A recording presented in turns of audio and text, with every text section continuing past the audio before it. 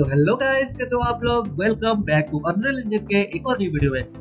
तो कुछ दिनों से मैं थोड़ा सिक फील कर रहा था, तो अभी भी थोड़ा नाक बंद है, तो प्लीज वॉइस में कोई एरर हो तो प्लीज इग्नोर करना। और ये इसके लिए थोड़ा सा छोटा सा वीडियो है एंड बहुत जल्दी मैं जो कंटिन्यू सीरीज कर रहा था उसमें कंटिन्यू आ जाऊंगा। एंड आज सीखते हैं हम कि मल्टीपल आइडल एनिमेशन कैसे यूज कर सकते हैं एक ही कैरेक्टर में। तो बिना देरी के चालू करते हैं आज का वीडियो। Let's get started.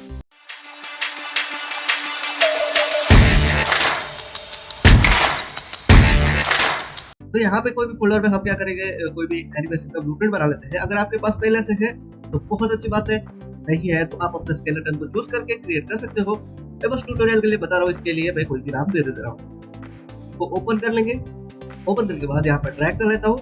यहाँ पे भी आपका आइडल एनिमेशन है, कुछ इस तरीके से होता होगा। जैसे कि आपका एक यहाँ से आप एनिमेशन एसेट ब्राउजर में से ड्रैग करके यहाँ पे रखते होंगे और वहां से इसको ऐसे कनेक्ट करते होंगे। ये आप करते होंगे, बट यहाँ पे आपको क्या करना है, राइट क्लिक करके राइट क्लिक करना है और यहाँ पे सर्च करना है random sequence player. Okay, random sequence player search करना है और इसको यहाँ पे कनेक्ट कर देना है। इतना आपका हो जाने के बाद यहाँ पे आपको राइट साइड पर डिटेल्स पैनल में सेटिंग्स में एंटिटीज मिलेंगे, एंट्रीज। तो इस एंट्रीज में आपके जितने भी एनिमेशन से वो आएंगे। तो मेरे पास अगर 2 एनिमेशन है तो मैं यहाँ पे 2 आइटम ऐड करूंगा।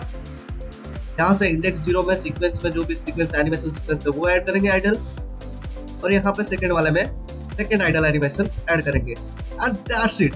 इसके बाद आपका चांस टू प्ले होगा। चांस टू प्ले यहाँ पे 1 है, आप जितना चांसेस चाहते हो उतना यहाँ पे डाल सकते हो। और यहाँ पे मिनिमम कितनी बार लूप होना चाहिए और मैक्सिमम कितनी बार लूप होना चाहिए, ऐसे ही सिंपल इसमें भी कर सकते हो। And that is how it's work. तो मैं आपको बता देता हूँ, एक मैंने बनाया हुआ है तो उसमें कैसा दिख रहा है मल्टीपल एनिमेशंस।